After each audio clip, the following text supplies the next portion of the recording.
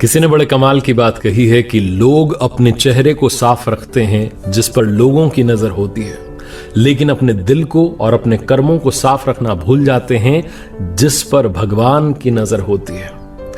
नमस्ते दोस्तों, मैं हूं आरजे कार्तिक। एक बड़ी छोटी सी कहानी सुनाता हूं। जिन्होंने कहानी लिखी है वो लिखते हैं कि एक दिन मेरे घर की डोरबेल बजी। मैं दौड़ा भागा दरवाजा खोलने के लिए, तो बाहर जाकर के देखा कि एक आकर्षक व्यक्तित्व वाले बड़े अट्रैक्टिव से दिख रहे थे एक व्यक्ति खड़े हुए थे। मैंने उनसे पूछा, हाँ जी भाई साहब बताइए क्या काम है। तो उन्होंने मुझसे कहा कि अच्छा, मतलब आज मैं खुद चल करके तेरे दरवाजे पर आया तो तू मुझे पहचानने से मना कर रहा है। मैंने कहा मतलब मैं समझा नहीं, आप कौन है। तो उन्होंने कहा कि मैं वो हूं जिसने तुझे साहब बनाया। कि तुम्हारे पास में आज गाड़ी है, बंगला है, परिवार में सुख शांति, सब मेरी वजह से। मैंने कहा मतलब भगवान है क्या। तो उन भाई साहब ने कहा हाँ मैं भगवान हूं।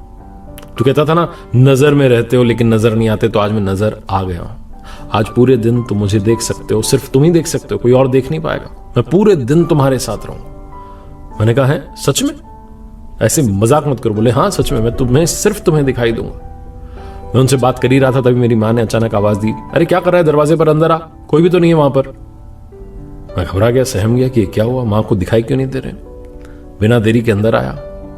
अंदर आकर मैं सोफे पर बैठा तो देखा पास में भाई साहब बैठे हुए थे। मैंने कहा तो सच में भगवान ही है। और तभी मां चाय लेकर के आ गई। मैंने जैसे ही चाय की पहली चुस्की ली, मेरी आदत थी चिल्लाने की, मैंने कहा मां ये कैसी चाय बना दी, इतनी चीनी है। और तभी मैंने देखा कि वो मुझे देख रहे हैं, मैं उनकी नजर में हूं।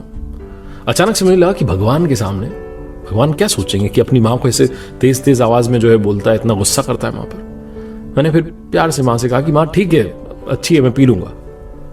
उसके बाद चाय पी ली, उठ करके जाने लगा नहाने के लिए, तो वो पीछे पीछे आने लगा। मैंने कहा अरे यहाँ तो बख्श दो, मुझे तैयार होने दो। तैयार होके आया पूजा पाठ के लिए, तो वहां पर भी मेरे साथ थे, मुझे ही दिखाई दे रहे थे। मैंने बड़े मन से आराधना पूजा की। मैंने कहा आज तो भगवान जो है साथ ही है, ईमानदारी से पूजा की। उसके बाद बाहर निकला, कार में बैठा तो देखा पास वाली सीट पर भाई साहब बैठे हुए, वही भगवान जी। मैंने कहा आज तो कमाल ही हो रहा। थोड़े से हम आगे चले ही थे कि मुझे कॉल आया। मेरी तो आदत थी गाड़ी चलाते चलाते कॉल रिसीव करने की। कॉल रिसीव करने वाला था, मुझे लगा कि डांट देंगे कि क्या कर रहे हो। गाड़ी को मैंने साइड में रोका, नियम कायदे फॉलो किए, फिर बात की। सामने से कोई डील के लिए कॉल आया हुआ था और मेरी तो आदत थी कि भाई ऊपर का कुछ ले ही लेते हैं। मैं पूछने वाला था भाई ऊपर का क्या रहेगा, कितना % अपना। तभी मुझे लगा कि मैं उनकी नजर में हूं। मैंने ये नहीं बोला, मैंने बोला ठीक है काम हो जाएगा आपका, आप आ जाना ऑफिस में, मिल लेना मुझसे।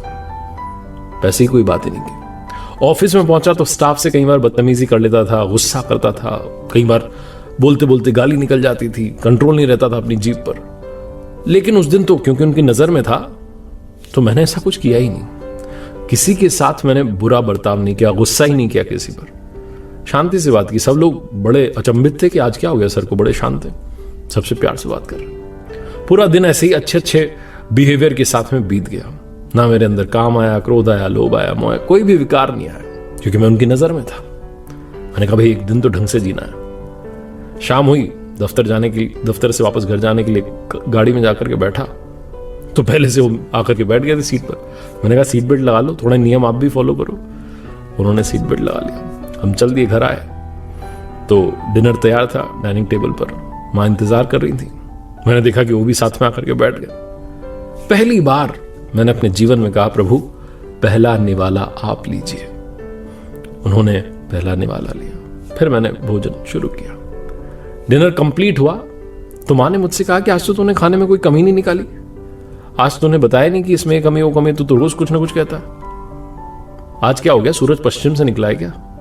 मैंने कहा नहीं मां, आज सूरज मेरे हृदय से निकला है, आज सूर्योदय मन में हुआ है। और ये भोजन नहीं था कि इसमें कमी निकालूं, आज मैंने प्रसाद ग्रहण किया है, प्रसाद में कोई कमी थोड़ा ना होती है।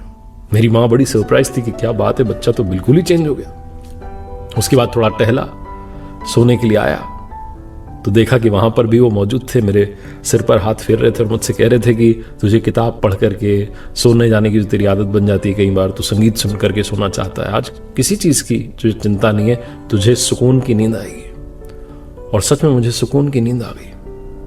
अचानक से जोर से मां की आवाज आई, तब मेरी नींद खुली तो रियलाइज हुआ कि यह सब तो एक सपना था जो चल रहा था। मैं गहरी नींद में था, एक सपना देख रहा था, लेकिन सच तो यह है कि मैं जीवन की गहरी नींद में था। उस सपने ने मुझे उस नींद से जगा दिया। एक ऐसा सपना जिसने मुझे झकझोर दिया और बता दिया कि हम हमेशा उनकी नजर में हैं, हमें हमेशा अच्छा काम करना चाहिए। सच में हम गहरी नींद में सो रहे होते हैं, विकारों से घिरे होते हैं। वो एक ऐसा सपना आ जाए ना जो आपको नींद से जगा दे, बस उसी की आवश्यकता है। और ये कहानी वही सपना है। याद रखिए, आप हमेशा उनकी नजर में हैं। ऊपर वाले के आशीर्वाद के साथ, अपनी मेहनत, अपनों के प्यार के साथ कर दिखाओ कुछ ऐसा कि दुनिया करना चाहे आपके